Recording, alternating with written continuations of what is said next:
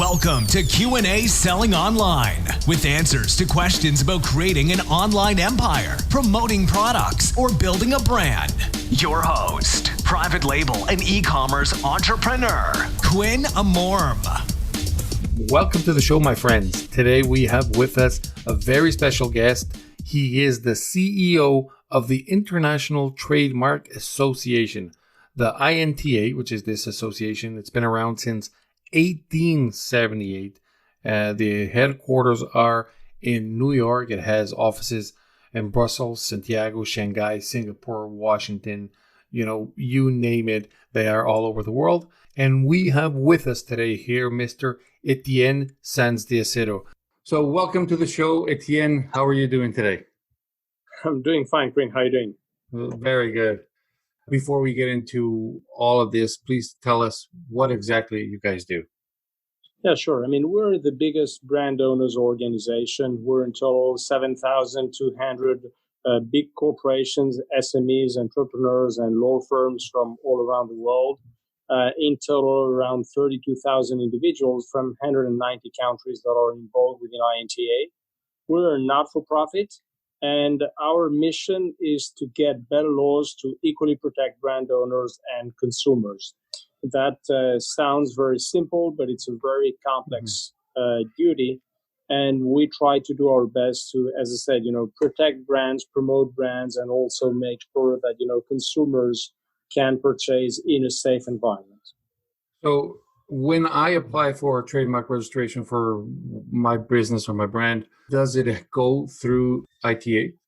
No, it goes, so normally, you would register your trademark within the IP office of, the respective countries, because trademark rights are granted on a national basis. In some countries, it's going to be just through use. In others, it's going to be through a formal registration. And that's a kind of administrative process. What we do is we provide support to the IP offices in terms of training their examiners. We talk to legislators to get better laws. We do impact studies to raise awareness on the importance of, intellectual property. And we kind of educate businesses and entrepreneurs on the importance of registering their rights. You cannot, when you're a business or you're an entrepreneur, you cannot go out there without, a branded product. That's going to really minimize your chances to be successful in the market. Okay. And do you think with time, are things getting better now, or are they getting worse when it comes to infringing on trademarks? Well, I think, of course, now we have internet that has been in existence for, 25 to 30 years. And that's, a phenomenal opportunity for businesses to grow, to be present globally. But that's also an equal opportunity for counterfeiters to replicate what you're doing and somehow confuse consumers. So it's a kind of, balanced situation. Yeah.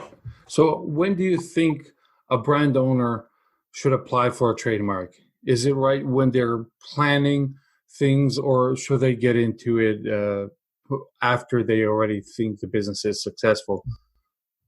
So right from the very beginning, if you plan to register your trademark only when you're successful, it might be far too late. And it might be far too late because you might have third parties that are going to be copying what you're doing. Or it might simply be that, because you don't have, your rights registered, you're not going to have access to funding, to financing from third parties, or you're not going to be able to perhaps, license your products. So as soon as you're starting, a business plan, as soon as you're starting to develop an idea, you should always think about, your branding strategy and your registration strategy. A brand to a business is the same as a surname to a person. You cannot go out without, your name and surname. Well, as a business, you cannot go out without a brand. So the INTA was founded in 1878. That's 142 years. Is it still up to date? Does it need, new technology? Are you guys working on that? Or yeah. So yes. We're probably monitoring, how, change and innovation is impacting industry and how it's impacting intellectual property and therefore brands and trademarks.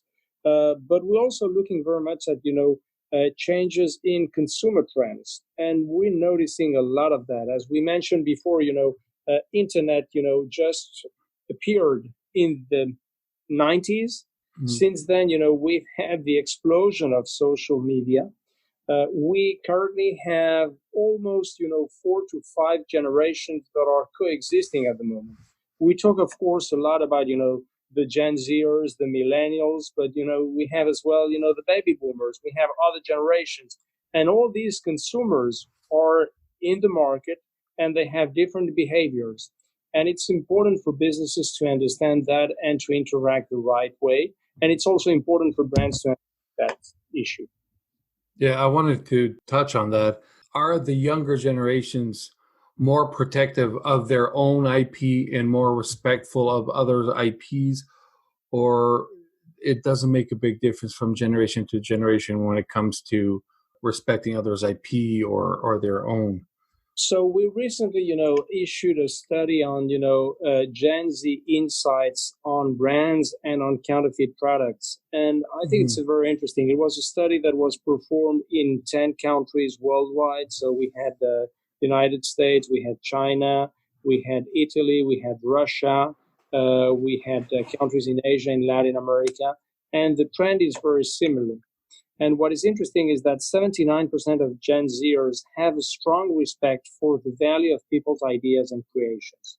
And that means somehow there is a strong respect for, intellectual property or intellectual creation from other parties. 74% of Gen Zers feel that it's important to buy genuine products. However, of course, they cannot afford necessarily buying those genuine products, and they're still buying, some counterfeits.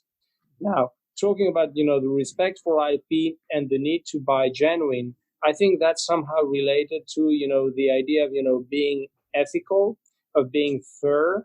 And I think that's something that is probably more specific to this younger generation, to the Gen Zers.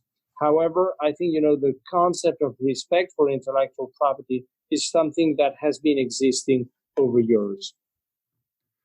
So being on the outside, I've always heard, and I'm under the understanding that one of the biggest infringers is China.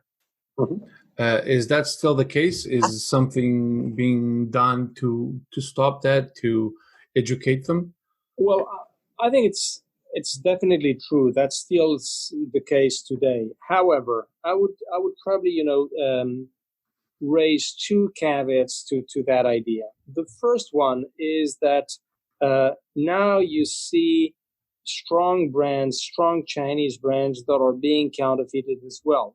I'm thinking about brands such as Huawei, Lenovo, and other brands of this type. So it's not just a one country issue. And second, Quinn, you're originally from Portugal. I'm originally from Spain. And both our countries were countries where, counterfeiters, were countries where, a lot of counterfeits were produced kind of 20, 30 years ago. Mm-hmm. Now, the economies of those two countries have developed in a way that now there are, they're branded economies. There are strong brands that are issuing from those countries. So the more you develop the economy of the country, the more you're going to be promoting, branded products, branded services, and that's the normal path of things. Yeah, I can see that coming. So you mentioned global trends earlier. So these, of course, there's trends that are happening in bigger scales than before, or at least now we can see them because of the social media. This, of course, impacts the work you do. Does it impact it in a negative way or a positive way? Well, I think both ways. I think I said before, talking about internet is a great opportunity and it's a great challenge at the same time. When we talk about change, when we talk about innovation, if we talk particularly about artificial intelligence or blockchain or, big data, these, of course, might be challenges for, businesses, for individuals, but at the same time, they represent great opportunities. Now, from, let's say, a brand owner's perspective, there are some challenges nowadays. And these are, of course, counterfeiting that is probably, continues to grow. And that's a big concern. we have also the issue of a growing anti-IP sentiment where, quite often people think that brands are just for the big corporations, only for the multinationals. However, we should never forget that 90% of businesses worldwide are SMEs, they're entrepreneurs, and even those big corporations, within their supply chain, they're often using, small businesses. And finally, these multinationals, most of them, they started as just an idea, as a small business. So thinking, and this is what some of our policymakers are doing, thinking that intellectual property and brands is only for the big corporations and only benefiting a few is clearly a mistake. On top of that, if we look at how trademark intensive industries are contributing to the economies of the different countries, we've done, some kind of studies on that. And it's very obvious that, trademark intensive industries do contribute to GDP, to employment and social welfare in the different countries. Yes. So as somebody that has a small brand, it can also be affected by, making the sale of fakes, right? And of course, the bigger brands are a bigger target as well.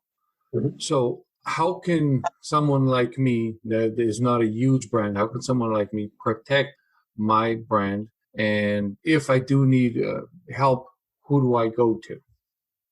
So, as I said, starting point is when you have an idea, when you're developing a business plan, you should immediately think about, how I'm going to protect my rights. And this is quite often through a trademark, through a design. That's something that is fairly easy to do. You can do that online. We can do that with the IP office within your country. I mean, you're based in Canada. The Canadian IP office has, a very helpful website where it explains very easily, what are the different steps to register your rights.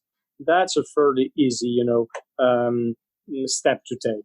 And then, of course, if when you're on the market, somebody's kind of, copying your products, using your same trademark or one that is very similar, you will probably need professional advice. And then you need to go to an IP lawyer, to an IP practitioner, and you need to think, what is the balance between, suing somebody else or, starting a cease and desist letter or going through a full process. That's something that you'll have to assess based on, how relevant this is going to be for your company. Yes. So you mentioned earlier that you guys have brand owners from all over the world. How can a brand owner join the organization? Is that possible? Oh, yeah, absolutely. So, this is, all the information, of course, is available on our website. So www.inta.org. We're a membership-driven organization, so we're here to help our members. There is, of course, a membership fee to become a member. And in exchange of that, first, you get a lot of information about what's going on worldwide in terms of legislation. Second, we provide a lot of resources, particularly for, legal practitioners and IP lawyers. And that might be a little technical. But we also, for businesses in general, we provide some general information about, branding strategies, trends, data that might be relevant. And on top of that, we organize webinars, we organize conferences. We have a huge annual meeting every year where professionals from all around the world meet and exchange best practices, exchange clients. You should not forget that when, a business becomes relevant enough to start exporting products or services, you'll need to register your rights in your different, key markets. And for that, you will need, external support. Etienne, did the INTA also start a podcast recently? Yeah, so we did. We kind of a year and a half ago, we started a podcast, which is called Brand and New. And it has become a very popular podcast. Of course, it's more about, intellectual property issues, but from a broad sense, looking into, all kind of topics. So we've been looking at, the impact of change. We've been looking at the impact of innovation. Now we're going to be talking about women and IP. We're trying to, not only explain what are the trends, but also give some good tips for businesses and particularly for IP lawyers. And talking about tips, I was given a tip about a month ago to register a trademark for one of my brands in China. because that's where it's made. And of course, I was told if it gets knocked off, more than likely that's where it's going to be done. So is that a good idea to have a trademark in China, and is that protectable? Oh yeah, absolutely. I mean, you can, again, you can register your trademarks, by the Chinese IP office. And if you are, producing, I mean, most of the businesses, what they have in China is more kind of, production units. And then, they export those products into, the different markets. So if you're producing in China, yes, it's definitely a very good idea to, register your rights in China, no matter whether you're distributing them in China as well or not. If on top of producing, you do distribute, you do commercialize in China, yes, absolutely, you should register in China. My advice to any business is, you might not afford to register your right in each and every country. That's totally normal. But you need to think which are your key markets as of today and what might be your potential key markets in the future. And bear in mind that registering your rights in those markets is not a cost. It's really an investment. It's an investment to, protect your trademarks, to protect your brands, to make them more visible, and to add more value to them as intangible assets. In every niche that I look into, there's always some sort of misconception, mistakes that entrepreneurs do. Do you see something in your field that is a common mistake entrepreneurs do as well? Well, I think, the common mistake, and you already referred to that, is the fact that quite often, they do not register the rights, or when they register the rights, it's too late. And, as you asked me before, should I register when I'm successful? No, you should register beforehand. So there's also something that if somebody starts a brand and does not register it, do they, and it's not trademarked or anything, do they have some sort of rights to that brand if somebody else wants to, a year later, register that brand that somebody else has been using? Well, yes and no. That will very much depend on the country. I mean, there are some countries where, it's kind of, let's say registration through use. And there are other countries where it's really, you need to register first formally to get any kind of right. So it's, what we call, priority of rights. Very good. So you mentioned 72 trademark owners are members of the INTA, correct? No, 7,200. Yeah, 7,200. How many employees does the INTA have? I mean, we're a fairly small organization for the amount of, companies and firms that are members. We're in total around 70 staff, and we're split between the New York office, which is the headquarters of the organization, and we have rep offices in DC, in Brussels, in Beijing, in Singapore, in Santiago de Chile, and permanent representatives in Delhi and in Geneva. Amazing. Is there any changes coming up soon, something in the near future? Well, no, not really. I mean, we are working into our digital transformation, which is kind of an internal project to make our website far more appealing and more informative, not only to our members, but to third parties. So I would probably recommend anyone to perhaps visit our website, but bear in mind that, probably, let's say 6 months, 1 year from now, it's going to be a completely revamped website and certainly, hopefully, more appealing.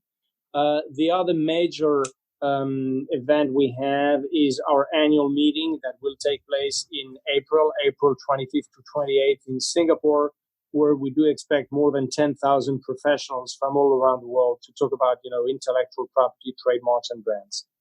Very good. So there's another thing that a lot of people that decide to register their own trademark. For somebody brand new, it may be a daunting process. It could be very hard or confusing, right? Do you recommend people to register their own trademark?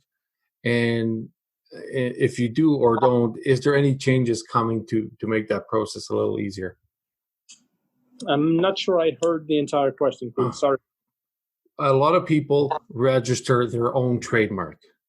And for somebody starting out or the first time they do it, that could be a very hard process, very confusing process.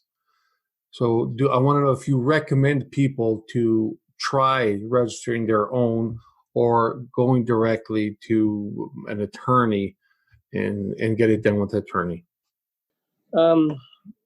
That's a difficult question. I would say if you're well informed about how trademarks function and how to make sure that your trademark is distinctive enough and it's going to really differentiate your products and services from your competitors, you can probably do that by yourself and go online and register with the IP office.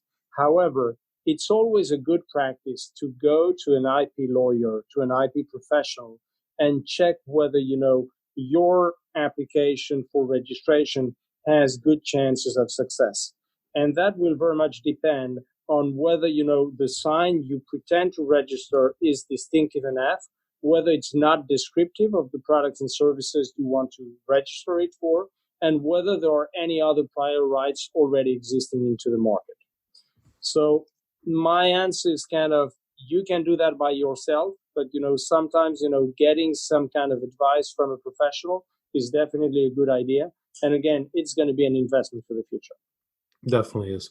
And big brands like Amazon give privileges to brand owners that do what they call brand registry on Amazon. And to do brand registry, it is mandatory to have a trademark. So I'm guessing that is helping somehow the process and the flow of having people safe their businesses, right? Absolutely. But let me be very clear on that.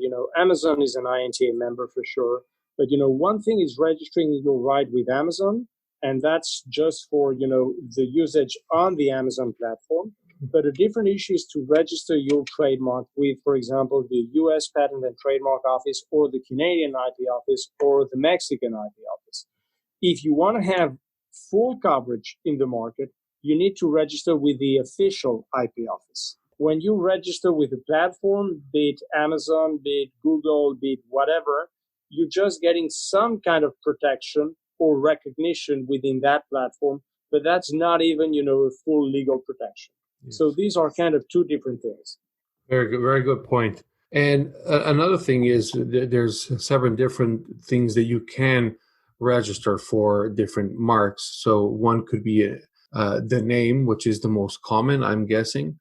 And if I do register a name, do you have to register every SKU that is under that brand, every unit? No, absolutely not. And again, I was mentioning before that, you need to make sure that, the sign that you're registering, because it can be a word, but it can be a combination of, the word and colors and, some design into it. It can be a logo. But what is really important is that, the sign you're registering is distinctive and is not descriptive. And you need to make sure as well that it's not the same or similarly confusing to something that already exists into the market. Exactly. And for those that are listening, that want to know more and they want to learn more and probably even attend the meeting in Singapore if they wish, where can they find you and where can they find more information? So all the information is available on our website. As I said, it's www.inta.org.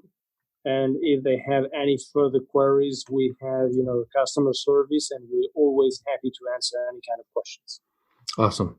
I also have those show notes and your social media tags on the show notes there, those links, I mean. And Etienne, it was a huge pleasure having you here, and we'll definitely stay in touch. All right. Thank you very much, Quinn. Thank you. Thank you.